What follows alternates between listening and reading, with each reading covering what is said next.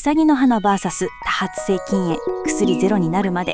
前回はステロイド治療が始まり、薬ってすごいなんて思っていた私でしたが、今回は副作用編です。先生からは、ステロイドを 50mg 服用してると食欲が増えて太りやすくなるので食べ過ぎに気をつけてくださいと言われていましたが、私の場合は全くの逆でした。食べないと体重がどんどん減っていく。当時は筋肉の炎症がまだ続いていて、 CPK の数値も高い状態。多分筋肉そのものが減っていたんだと思います。痩せてラッキーなんてとても思えず、普通に食べてるのに痩せるイコール私は病気なんだ、そう痛感した瞬間でした。でも体重は減っているのに顔だけはどんどん丸くなっていく。服用から1ヶ月、じわじわと顔が大きくなって、2ヶ月目でピークに来ました。ムーンフェイス。ムーンフェイスって太ったというより下膨れでどこか病的な顔の形なんです。鏡を見るたびに、この人誰？って思うくらい。でも最初に気づいたのは鏡じゃなく洗顔の時。顔を下にして洗うと手のひらにずっしりとした重みが乗るんです。顔ってこんなに肉厚だったっけ？で、その瞬間、これがムーンフェイスかって実感しました。ムーンになって初めて姉に会った時、もう大爆笑されました。誰？別人じゃん。でも逆にそれが救いでした。腫れ物に触るように心配されるより、ひどいって笑い合えた方がずっと楽でした。ちなみに姉の旦那さんは、そんな気にすることないよって言ってくれたけど、後から姉に聞いたら、帰ってから花ちゃんのムーンフェイスだいぶ来てるねって言ってたよ。だそうです。そこからはもう副作用のオンパレード。背中ふさふさの多毛、頬の産毛まで濃くなって、ひげ生えたってレベル。そしてスーパー乾燥肌。服を脱ぐと背中からポロポロ。よく見たら自分の皮。鯛の鱗みたいで衝撃。お風呂上がりは背中まで保湿してなんとかしのいでいました。さらにニキビ。薬の副作用だし仕方ないと放置してたら、姉の私ならそうなる前にどうにかするけど、がぐさ。主治医に塗り薬を出してもらっても治らず、人生初の美容皮膚科へ。ピーリングとビタミン C 導入で劇的改善。美容皮膚科、侮れません。他にも知覚過敏、髪のうねり、頭皮のベタつき、爪がやたら伸びる、巻き爪になる。ほんと副作用のデパート状態。そして極めつけは、ぐるぐるめまいの原因がまさかの耳垢。ステロイドで代謝が上がって耳垢倍増。耳かきしたらめまいが治る。めまいイコール耳かきタイムという謎ルールが誕生しました。これって私だけ？さらにステロイドを長く使うと目にも影響が出ることがあります。主治医から、緑内障になりやすくなるから定期的に眼科で検査してねと言われていて、退院後も近くの眼科でチェックを続けていました。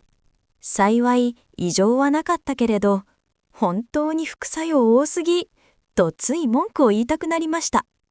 唯一のラッキー副作用はまつげが濃くなったことくらい。でも一番怖かったのは筋力低下。服用前は普通に歩けていたのに、1ヶ月後には母の腕を借りないと歩けないほど足の力が落ちていました。筋炎を治すための薬で筋力がさらに落ちる。もう笑えません。段差を上がるだけで足がプルプル。杖買おうかな。シャワーで立ってるのも怖くて、お風呂で立ち上がりやすい椅子買ってもいい？って母に話したけど、とかはされました。当時の母は主治医の、今は筋肉が炎症を起こしているのでトイレやシャワー以外はなるべく動かないでくださいという指示に対して、動かないと歩けなくなると真逆のことを言うタイプ。多分、一度そういう道具に頼ると戻れないと思っていたんだと思います。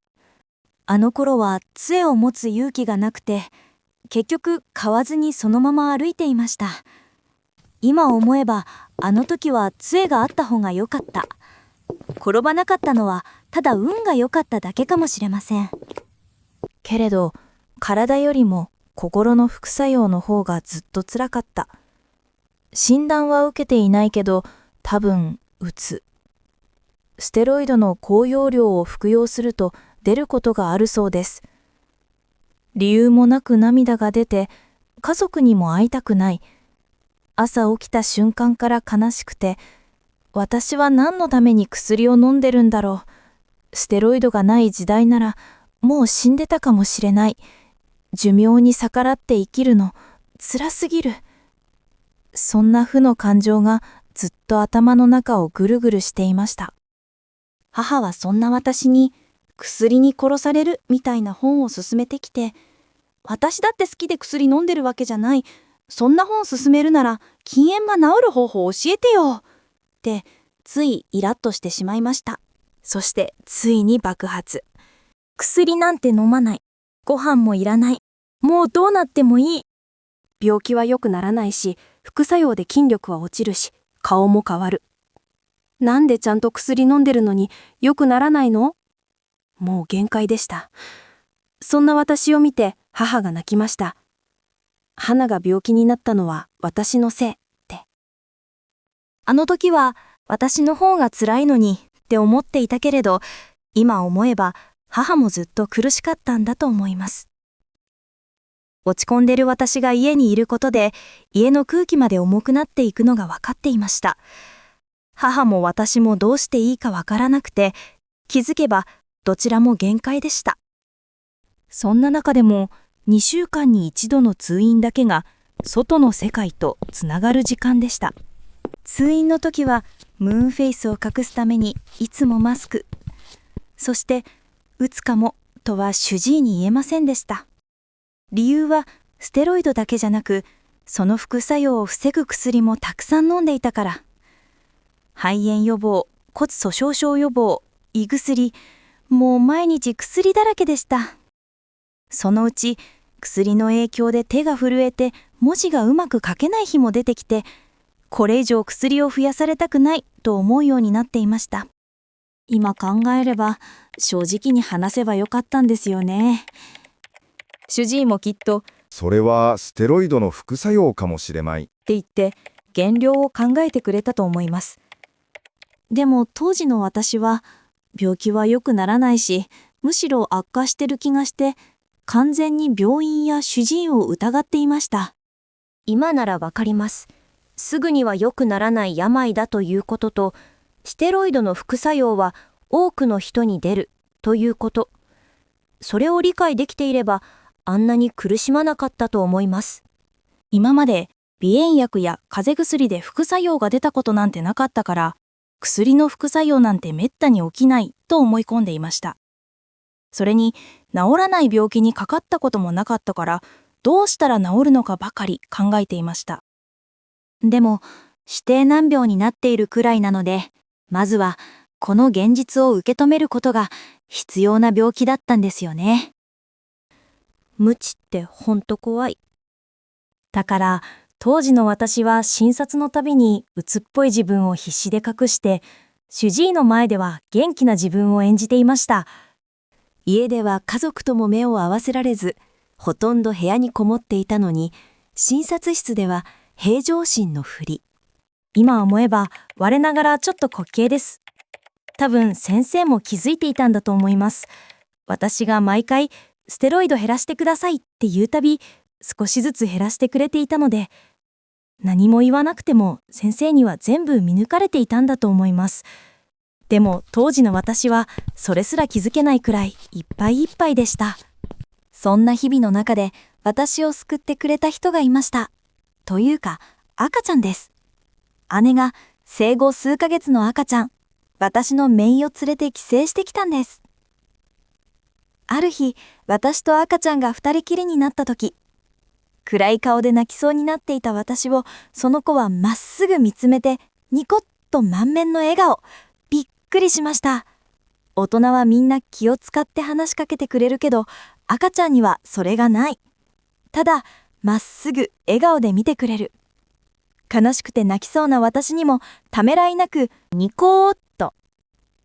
その瞬間、久しぶりに自分の顔が笑ったのを感じました。あの笑顔の破壊力は今でも忘れられません。赤ちゃんセラピーのパワー恐るべしです。それから10年経った今でも私は完全に姪っ子信者です。下僕扱いされても姪っ子ちゃんなら許せます。ステロイドも少しずつ減って、姪っ子のおかげもあって、鬱っぽい症状もなくなり、また笑えるようになりました。ムーンフェイスが気にならなくなったのは 5mg くらいになった頃。他の副作用も完全に消えないものもありましたが、だんだん落ち着いてきました。ステロイドの副作用は本当に人それぞれ。高用量で長期間になるほど出やすいみたいです。正直、もう二度とあんな高用量のステロイドを長期間飲むのはできれば避けたいと思うくらい私には辛い経験でした。減らせる状況になるまでただひたすら耐えるしかない。そんな感覚でした。私の場合は途中から免疫抑制剤を追加してもらったことでステロイドを少しずつ減らせるようになっていきました。治療薬の選択肢があることは本当にありがたかったです。もちろん免疫抑制剤も強い薬なので副作用が全くないわけではないんですけどね。というわけで次回は自宅療養と職場復帰までの道のり、どうやって職場に戻れるまで回復したのかをお話しします。よかったらぜひ続きも見てください。